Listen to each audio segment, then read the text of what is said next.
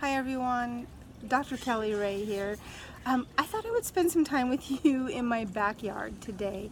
This is only the second time I've been out in my backyard so far this year to enjoy it for the pleasure rather than watering the grass and that kind of thing. And it feels really good, so I thought I would spend today with you out here. So I want to talk to you about how taking massive action nearly destroyed me. That seems rather dramatic, right? I feel like I should have some, either some dangerous music playing in the background or maybe that soap opera melodramatic music playing. It's really not that bad. But yet it is, you see so much, especially those of us that spend a lot of time on social media. As most of you know, a lot of my work is done through social media. And with social media the way it is, you see a lot of information, you see a lot of advice, you see a lot of tips and tricks and keys and sneak peeks and all of that stuff. And because they are just snippets of information, if they're not kept in check, we can take them literally and then just go crazy trying to implement them. And the phrase taking massive action is one of them. I know that I've put it in some of my posts and I hope that I'm using it in a context that seems relative to the post. Yet I'm also mindfully aware of how these little phrases can really impact someone. So for myself, taking massive action in my life, whether it's been around my health and fitness, around specifically my weight, and in conjunction with my self-body image. My body image is something that I've struggled with the majority of my life, I would say. I know much of that has to do with the fact that I was sexually abused when I was young, and I'm not using that as a woe me, poor me, and this is the reason that I have these body images. I know that they played a part of establishing my beliefs of how I felt about myself. So having these certain set of beliefs have led me down a unhealthy path of not feeling good about myself, to the point of then getting to where you don't feel really terrible about yourself and you see other people on the outside making the progress or getting the results that you want for yourself. And so as a result of that, I would then internalize a lot of guilt, a lot of shame, because how come I couldn't achieve what they were achieving? How come I couldn't lose the weight and all of that? And through that guilt and shame is a lot of berating, a lot of this inner critic just annihilating you. And then you get to where you feel so beat down and so desperate for a change that you go and take massive action, because that's what you hear you need to do to really shock and really change the way things are happening in your life. So then I would go and do some really wild, crazy diets, some really unsafe techniques to try to get myself out of. It wasn't necessarily to not be overweight or to feel better in my skin. It was to get out of the pain of the feelings that I had, for the guilt and the shame I had for letting myself go, for the guilt and shame I had for not being better than what I thought that I should be. So then I take massive action as the pendulum swings clear the other way, and you're destined for failure. I hate to say that, but you are.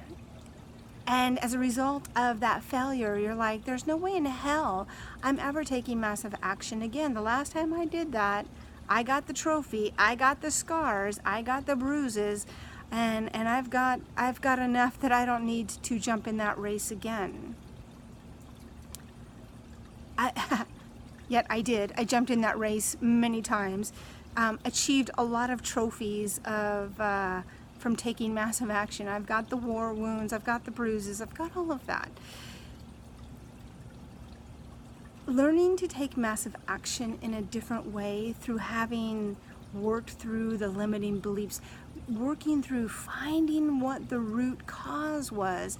The root cause was not my weight. The root cause was not how I felt about my body, the shame I had towards my physical body, the shame and guilt I felt about feeling that I was fat and ugly, or that I enjoyed receiving attention, or that there was moments where I felt like maybe I was attractive, and then that kind of messed with my head. Why? Because I hadn't taken the time to get to what the root cause was. The root cause was not the sexual abuse. That just cemented some beliefs that I formulated around those experiences that created the guilt and the shame.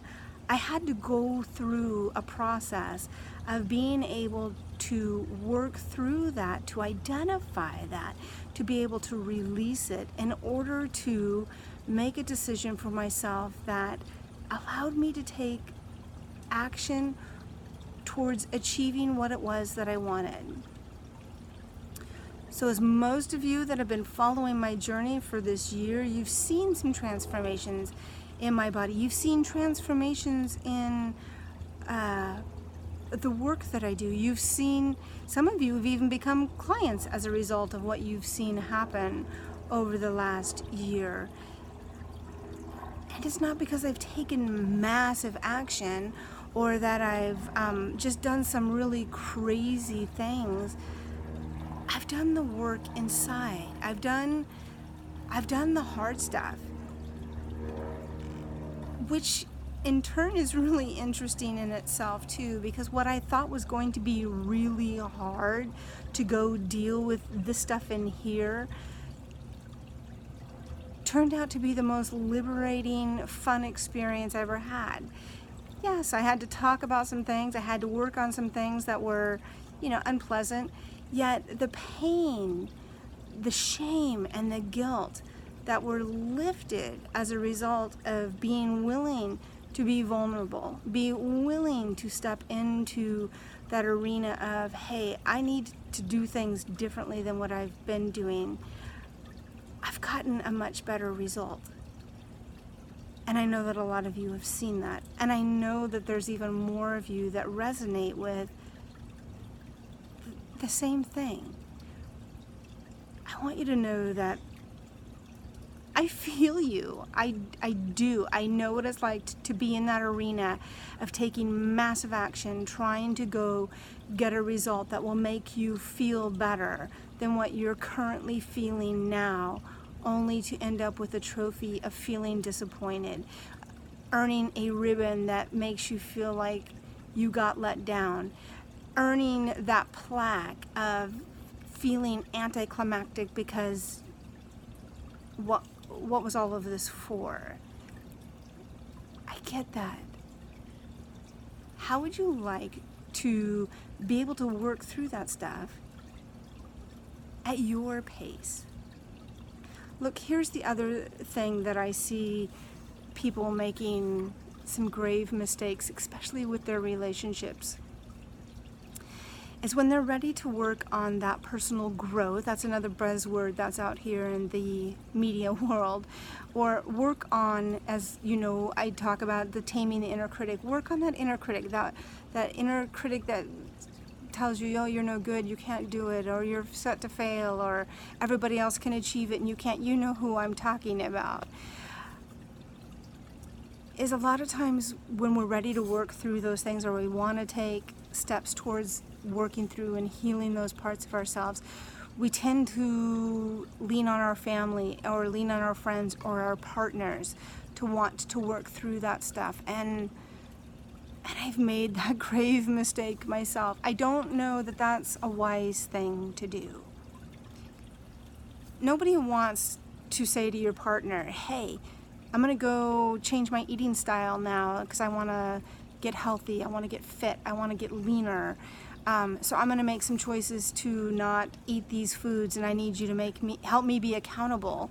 And then when you want to have a cheat day and your partner's doing what you've asked them to do and is saying, hey, you don't need to do that, hey, stay away from that food, now all of a sudden it turns into an argument or a fight or hurt feelings because they're just honoring what you wanted. So why not put them in that role? Remove them from that equation. Let them be your partner. Let them be your friends. Let them be your family. Go beyond that spectrum. Find a coach. If a counselor works for you, great. I've done both in my life. I've found coaching works better for me because it helps me to stay on task. It helps me to be accountable, and I have achievable goals that I reach as a part of working through them, rather than merely just talking about my feelings. Which, because of that, is how I got into the coaching industry myself over 15 years ago, is I found there's another way to do things. Using a number of tools, I can help you get through whatever it is that you're doing so that you can start making changes to start taking action towards getting yourself where you want to go. I don't want you being on that pendulum of taking super massive action and only floundering or failing or feeling that there's a big void because you missed some things along the way. I want to go with you along the journey. I want to support you and encourage you along the journey. Yes, we can do that together. If this sounds like something of interest to you, if this sounds like, hey, I think maybe you kind of get me, which is, it's all about relationships, right? I'm going to ask you to get in touch with me and let's have a conversation. It's just that simple. There's no commitment. There's no, fire and brimstone, take massive action, go get him now. It's kind of not my thing. And so for those of you that's not your thing either, I know that you resonate with me and that I think we could do a good thing together. I hope that you have a great rest of your Saturday. Again, I'm gonna just enjoy this backyard before it gets to be 105 today or something here in California. So enjoy the rest of your weekend, and as always, please know I send you so much love. Bye.